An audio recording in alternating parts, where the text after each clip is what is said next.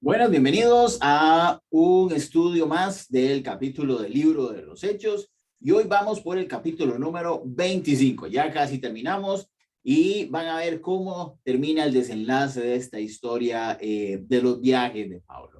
Vamos a orar para comenzar. Señor, te damos gracias por este día, te damos gracias por tu bendición, por tu misericordia. Venimos poniendo nuestra vida delante de ti para que nos limpies, para que perdones cualquier pecado y poder entrar en tu presencia, Señor, de la forma correcta, delante de ti, Señor. Así que gracias por este tiempo que vamos a estar compartiendo, que vamos a estar aprendiendo de tu palabra y revélanos a través de el capítulo número 25, de hecho, Señor, lo que tengas para nuestra vida. Así que te damos gracias, te alabamos y te bendecimos y en tu nombre oramos. Amén. Ok, hola a todos. Entonces, qué bueno poder tenerlos por acá. Y vamos a comenzar con este estudio bíblico. Déjenme compartirles la pantalla para que puedan ver el material de hoy. Vamos a ver, ahí deberían poderlo ver. Entonces, en el capítulo anterior, teníamos de que Pablo estaba custodiado en Cesarea. Recordemos que el comandante romano de Jerusalén lo había mandado custodiado como con 470 soldados hacia Cesarea y se lo había mandado al gobernador Félix, que era el gobernador de Judea, de toda la región, para que él tomara veredicto de qué era lo que se iba a hacer. Llegan los sacerdotes, se arme todo un zafarrancho ahí, Félix dice, bueno, hay que esperar a Lisias, que era el comandante, a ver qué es lo que él tiene que decir. Y desde ese momento pasan 2 años. Y dice que en todo eso, Félix llamaba ciertos días a Pablo para hablar, que le hablara de lo del camino de Jesucristo. Pablo los confronta, pero también Félix lo que quería era que Pablo le diera dinero para que lo soltara. Eso nunca pasó porque eso hubiera interferido en los planes de Dios para Pablo de ir a Roma. Y aquí es donde estamos entonces, en Hechos 25. Y aquí vamos a ver algo interesante porque Pablo va otra vez a hacer uso de su ciudadanía romana. Y ahora van a ver por qué. Entonces, Hechos 25, dice así Hechos 25:1. Llegó pues Festo a la provincia y a los 3 días subió de Cesarea a Jerusalén. Recordemos que Félix se retira y pone a un sucesor. Este sucesor se llama Festo. ¿Okay? Aquí estamos hablando de Porcio Festo, que fue la persona que ocupó el lugar del gobernador de Félix en el año 60 después de Cristo. Luego toda la corrupción, la tiranía de Félix, Festo realmente era un buen gobernante, trajo un buen respiro a la región, pero tenía que combatir con un montón de cosas que Félix había dejado, enfrentar muchas crisis y se habían levantado muchos grupos de celotes. Celotes era un grupo, podríamos decir, radical, religioso, que lo que quería era la libertad de Jerusalén al punto violento. ¿Verdad? Siempre digo, si estuviéramos en ese tiempo, son los que ponen bombas. Una cosa así de radical hicieron. ¿Ok? En pro de luchar por su libertad y en pro de luchar por Dios. ¿Verdad? Entonces, vean lo que pueden llegar los celos, ¿verdad? Por eso se llaman los celotes, venían de celos por algo. Entonces sigue diciendo Hechos 25:2. Entonces los principales sacerdotes y los más influyentes de los judíos se presentaron ante él contra Pablo. Festo, en vez de llegar a Cesarea directamente, primero llega a Jerusalén. Ahí es donde se está encontrando con estos sacerdotes, en Jerusalén. Y se le rogaron pidiendo contra él, como gracia, que lo hiciera traer a Jerusalén. Entonces le pidieron que ya ahora que él era el nuevo gobernador, si podía traerse a Pablo a Jerusalén para seguir el juicio ahí. Y preparaban ellos una celada para matarlo en el camino. Vean que todavía seguían con la idea de querer matarlo. Entonces, en realidad, el que lo quisieran traer para Jerusalén no era para continuar el juicio, era para poder seguir con el plan de matar a Pablo. Y ahí es donde el Señor interviene de forma impresionante en alguien que no es cristiano, que no es seguidor de Cristo, que no conoce a Dios, que era ateo, que era Festo. ¿Por qué? Porque Festo no creía en nada. Él era romano, él creía en Roma, etcétera, inclusive los dioses romanos, etcétera, pero Dios lo utiliza para cuidar a Pablo. Y aquí es donde también tenemos que tener en cuenta de que Dios va a utilizar personas que no son creyentes, personas que usted dice, pero ¿por qué está haciendo esto sin nada que ver? Los va a utilizar para bendecirnos, para cuidarnos. Así que ponga atención y agradezca cuando eso pase, porque créame, es Dios que está detrás de todo eso. Hechos 25, 4, 5. Pero Festo, respondiendo que Pablo estaba custodiado en Cesarea, donde él mismo partiría en breve, los que de vosotros puedan, dijo, desciendan conmigo, y si hay algún crimen en este hombre, acúsenlo. Entonces dijo, no, hey, ya está en Cesarea. Si ustedes quieren continuar con esto, acompáñenme, vamos a Cesarea, investigamos a ver qué es lo que estaba pasando, porque Festo no tenía idea de qué era Pablo, quién era Pablo, por qué estaba pasando todo eso. Entonces, dice Hechos 25, 6 y 7, estuvo entre ellos no más de 8 a 10 días en Jerusalén. Luego fue a Cesarea. Al día siguiente de estar en Cesarea, se sentó en el tribunal y mandó que fuera traído Pablo. Recordemos que Pablo en este momento todavía estaba en Cesarea, pero no estaba en la cárcel, estaba custodiado. Recordemos que tenía libertades, que la gente lo podía visitar, que podía hacer lo que quisiera, nada más que tenía guardaespaldas. Cuando este llegó, lo rodearon los judíos que habían venido de Jerusalén, presentando contra él muchas y graves acusaciones, las cuales no podían probar. Okay, recordemos que también la vez pasada, cuando estaban delante de Félix, que habían traído a Tértulo, que era como el abogado, no tenían forma de probar tales acusaciones. Pablo dio un alegato donde dijo, yo puedo probar lo que estoy diciendo. Ahora, dice que ellos presentaban muchas y graves acusaciones. Recordemos que era lo que estaban acusando a Pablo. Pablo lo estaban acusando de enseñar a los demás contra el pueblo judío. Esto lo hemos visto creo que la vez pasada y antepasada. Enseñar contra la ley, enseñar contra el templo y haber metido a un griego en el templo. Para los sacerdotes esto era muy grave, pero no era muy grave por un asunto de doctrina.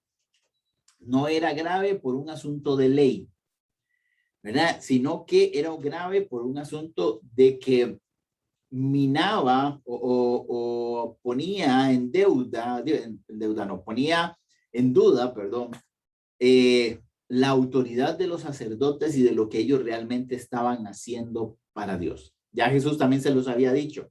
Recordemos que Pablo les dijo, ustedes son como una pared blanqueada. Jesús les ha dicho, ustedes son un sepulcro blanqueado. Les estaba diciendo, ustedes hacen algo para Dios, pero no lo hacen por Dios. ¿Okay? Entonces, esto era lo que lo estaban acusando. Para ellos era gravísimo que enseñaran contra el pueblo judío, o sea, que los pusiera en contra del pueblo judío o que abriera los ojos del pueblo judío. Que enseñara contra la ley. Pablo nunca enseñó contra la ley. Enseñaba que había una nueva ley, que había una ley que más bien respaldaba la que ya estaba, pero traía otras cosas, traía otros beneficios el seguir esta nueva ley, que era la ley de la gracia, la ley de Jesús. Enseñar contra el templo, nunca enseñó contra el templo. En realidad lo que ellos sentían era que si la gente empezaba a ser seguidores de Jesús, iban a dejar de ser seguidores de los sacerdotes, porque en realidad eran seguidores de los sacerdotes. Esto iba a alejarlos del templo y esto iba a decir que no iban a recibir tanto dinero para los del templo. Y haber metido a un griego en el templo, esto tampoco fue cierto. Había hablado de, no me acuerdo, Trófimo, que era griego, que había venido con Pablo, que estuvo ahí en el pueblo, pero nunca lo metió en el templo. Entonces, esto era lo que ellos alegaban, pero dice que no tenían forma de probarlo. Hechos 25:8. Pablo se defendía diciendo, ni contra la ley de los judíos, ni contra el templo, ni contra César he pecado en nada. Y aquí Pablo metió una nueva variante. Dijo, no estoy pecando contra los judíos, no estoy pecando contra la ley de los judíos, y no estoy pecando con nada del César, con nada de Roma, como para que Festo dijera, no, y sí, si no tiene nada contra Roma, no hay ningún problema, no importa lo que Pablo tuviera con los judíos, a Festo no le interesaba, lo que le interesaba era si tuviera algo contra Roma. Pero Festo, queriendo congraciarse con los judíos, estaba recién tomando su cargo, le preguntó a Pablo, ¿quieres subir a Jerusalén y ser juzgado allá de estas cosas delante de mí? Entonces le preguntó a Pablo, ni siquiera fue como que le ordenó, le dijo, Pablo, ¿te gustaría ir? Ya imagínense, vean el poder de Dios, la mano de Dios ahí, donde el juez le está diciendo al acusado, ¿qué te gustaría hacer? Pablo dijo, ante el tribunal de César estoy, o sea, ya estoy delante de un tribunal, donde debo ser juzgado. A los judíos no les he hecho ningún agravio, como tú sabes bien, porque si algún agravio o cosa alguna digna de muerte he hecho, no rehúso morir. Si soy culpable, decía Pablo, acepto mi condena. Si yo tengo que morir por algo que yo hice, lo voy a hacer. Y aquí aprendemos algo interesante. Pablo dijo, yo asumo las responsabilidades de mis actos. Si tengo que morir por algo que yo hice, lo voy a hacer. Pero si voy a morir por algo que no hice, no lo voy a hacer. Pero si nada hay que de estas cosas de que estos me acusan, nadie puede entregarme a ellos. Apelo a César. Y aquí Pablo saca una carta impresionante. Dijo, apelo a César. Y ahorita les voy a contar qué es esto. Pablo apela a la justicia romana. ¿Okay? Ya que sabía que si era juzgado en Jerusalén, lo iban a matar. Ya eso era fijo. Entonces estaba convencido de que podía ganar el juicio. Y de Festo, por tratar de simpatizar con los acusadores, quería ver cómo lo hacía. Cuando Pablo dice apelo al César, todo ciudadano romano tenía el derecho de presentar su caso y que fuera escuchado por el mismo César, ¿verdad? La autoridad máxima del imperio romano. ¿Ok? Entonces, cuando Pablo dijo apelo al César, dijo, quiero ser juzgado por la máxima autoridad. Una vez que la persona decía apelo al César, todo trámite, todo juicio, todo se quedaba en pausa, porque esa era prácticamente la decir, no voy a hablar más, no voy a decir nada más hasta que esté delante de César. Y eso era súper respetado. Eso era casi que una ley por cumplir y nadie podía decir, no, a ver, arreglémoslo aquí. No, en el momento en que alguien decía apelo al César, hasta ahí se acababa todo. Se iba para el César. Entonces, esto también quitaba la responsabilidad de Festo de ver cómo resolvía esto. Entonces, seguro, Festo dijo, qué dicha, así yo me quito esto. Recordemos que Lisias no lo resolvió, Félix no lo resolvió, y Festo no lo resolvió. Ahora lo iba a resolver César. Pero ¿a dónde estaba César? César estaba en Roma. Entonces, vean cómo se va cumpliendo el plan de Dios en medio de una adversidad para Pablo. El Señor le dijo, así como fuiste testimonio en Jerusalén, quiero que seas testimonio en Roma. Y seguro Pablo decía, ¿cómo voy a ir a Roma con todo esto que está pasando? Y el Señor dijo, tranquilo, yo te llevo. Pero Señor, me van a matar el camino, tranquilo, yo te cuido. Pero es que Señor, tranquilo, yo estoy ahí. Y es lo mismo que el Señor nos está diciendo en medio de esta adversidad que tal vez usted pueda estar teniendo. Tranquilo, ahí estoy. ¿Se acuerdan cuando también en uno de los capítulos vimos que el Señor le dijo a Pablo, ten calma, tarseo, era la palabra en griego, ten calma. Y cada vez que Jesús decía, ten calma, cosas impresionantes sucedían. Entonces, en Hechos 25:12, entonces Festo, habiendo hablado con el consejo, dijo, a César has apelado, a César irás. No se diga más, aquí termina este juicio, te vamos a mandar a César. Entonces, pero esto no sucedió de un momento a otro. Pablo tenía que esperar a César, Festo tenía que escribir una carta contando al César por qué era que lo estaba mandando, qué era lo que estaba pasando, cómo estaba la situación. Entonces, mientras esto sucedía,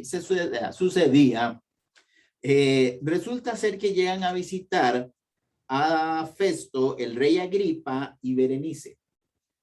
Ok, ahorita les cuento quiénes eran.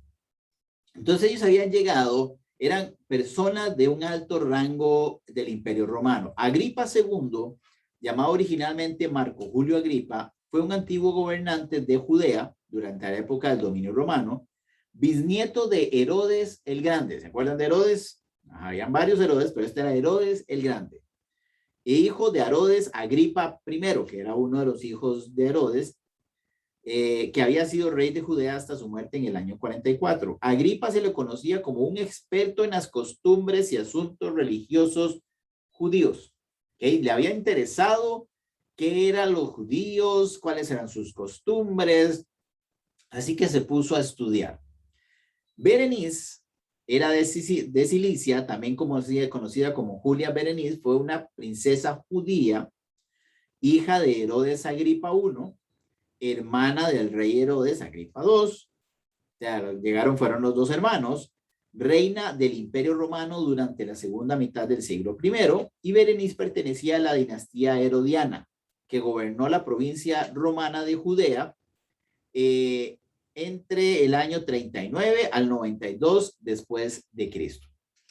Entonces llegan Agripa y Berenice, dos hermanos, eran personas de autoridad, eran personas que realmente eran importantes en el Imperio Romano. Llegan seguramente a felicitar a Festo por su nuevo puesto y entonces dentro de todo eso resulta ser que Festo les comienza a contar lo que estaba sucediendo. Dice en el versículo 14, como se quedaron allí muchos días, o sea, varios tiempos estuvieron ahí, Festo expuso al rey la causa de Pablo, que seguro les contó y le dijo, mira, viera lo que me está sucediendo, tengo eso, a ver, ¿qué se te ocurre a vos, Agripa? ¿Qué puedo hacer?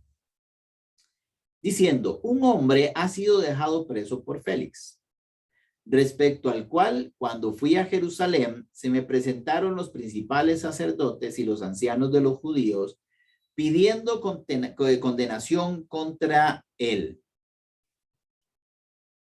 Así que a esto respondí que no es costumbre a los romanos entregar a alguien a la muerte antes que el acusado tenga delante a sus acusadores y pueda defenderse de la acusación. Entonces aquí le está contando todo lo que pasó, que los trajo, que quería escuchar, ¿verdad?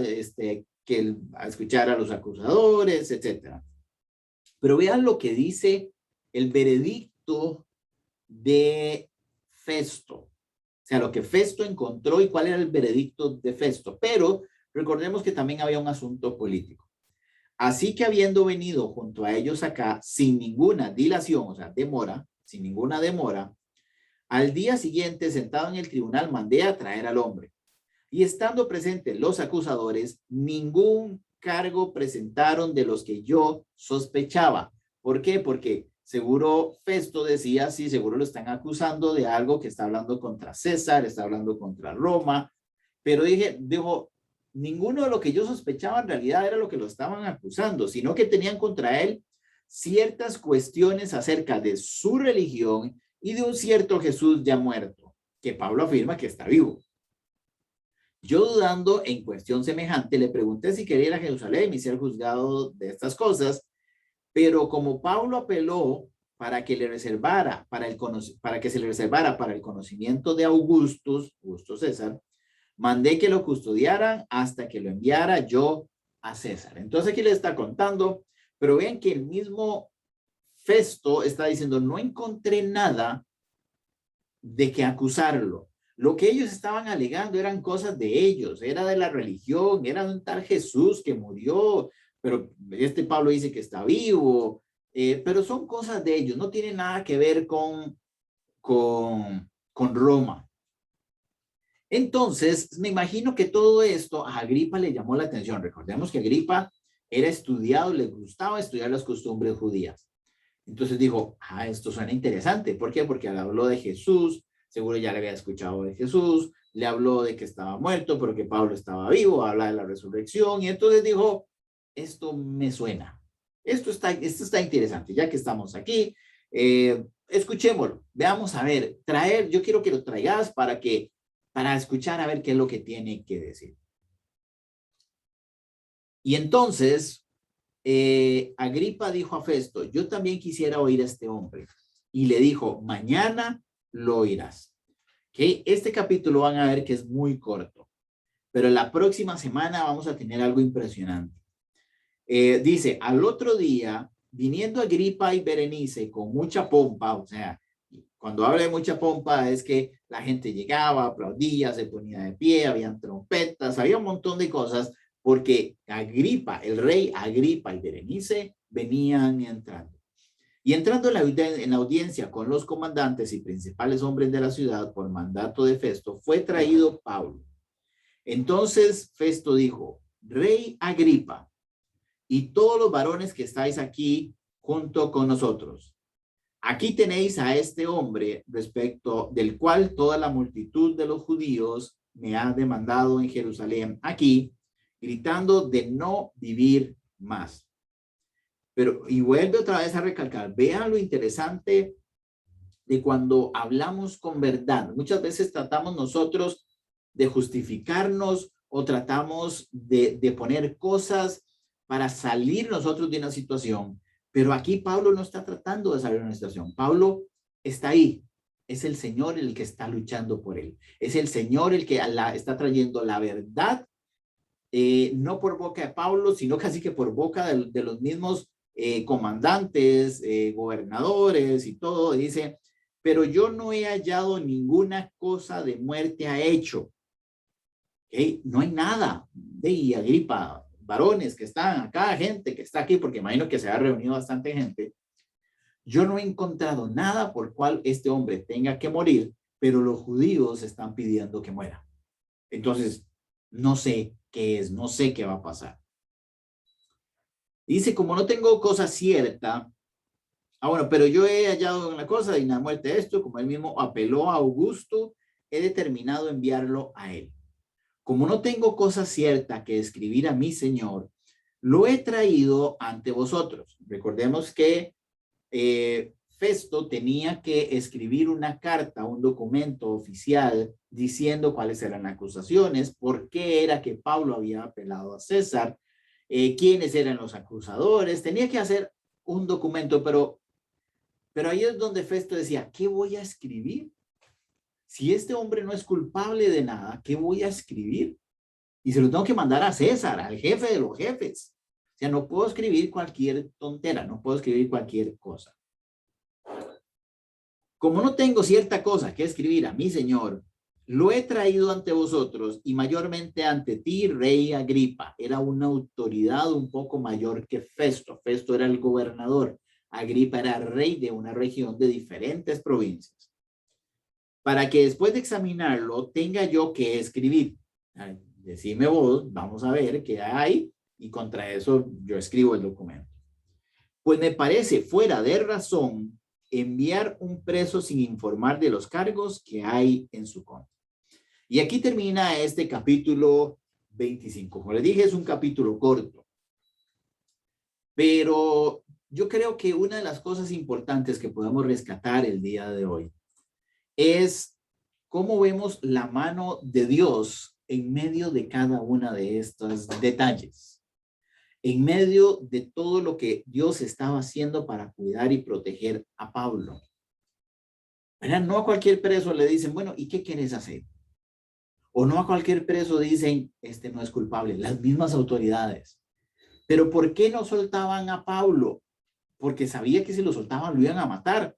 Y si lo mataban, podía hacerse más complicado la situación social y pues casi que política en Jerusalén. Entonces no les convenía tampoco crear un alboroto en Jerusalén, crear algo que alborotara la ciudad y que esto pudiera hacer que les quitara autoridad o tuvieran que mandar soldados, etcétera. Entonces, por eso era que también no lo soltaban, pero a pesar de lo que la gente podía ver, a pesar de lo que los demás podían ver, Pablo veía el propósito de Dios paso a paso cumpliéndose. Yo me imagino que así como cuando Pablo estuvo en Filipos, que estaba en una cárcel, en un cepo, había sido azotado y él cantaba y él adoraba. Era porque él sabía quién estaba detrás de todo ese plan.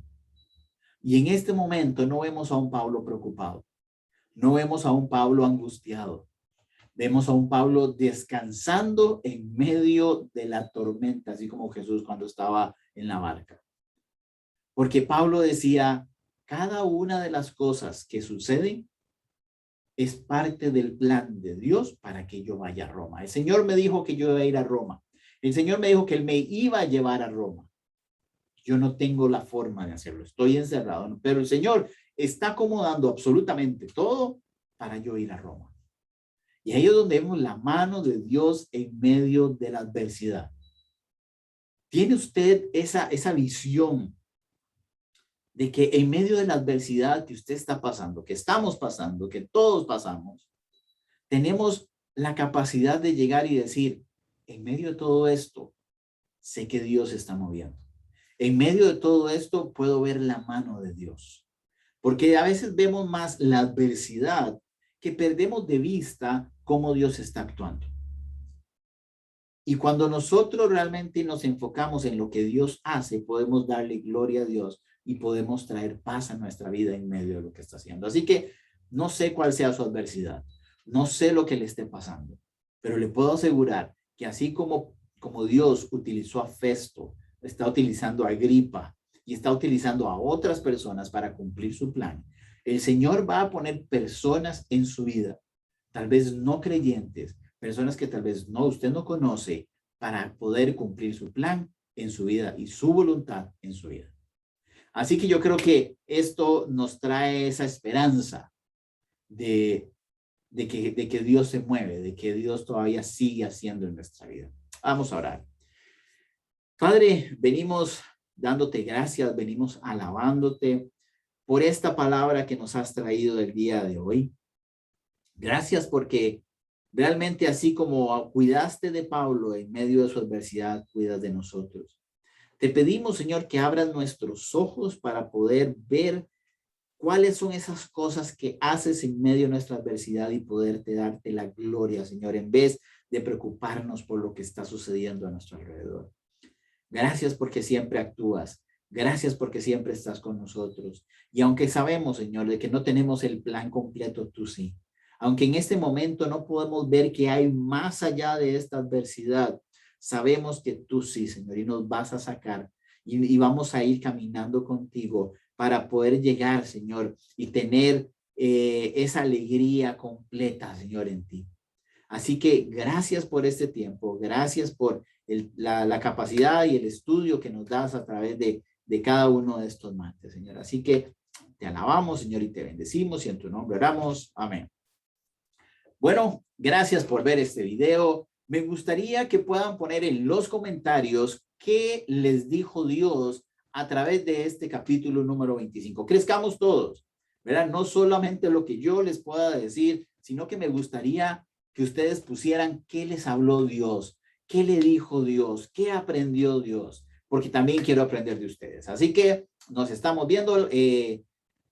Vamos a ver, aquí pausa. Nos estamos viendo dentro de 15 días. Resulta ser que la próxima semana, aquí en Comunidad Paz, tenemos 7 días de ayuno y oración. Y todas las noches estamos terminando con un cierre de alabanza, un cierre donde podamos estar juntos adorando al Señor. Así que el próximo martes, que sería 17 de agosto, no va a haber estudio bíblico, sino que voy a estar transmitiendo el día de ayuno y oración, y los que puedan venir, bienvenidos. Se inscriben en nuestra página web www.paz.cr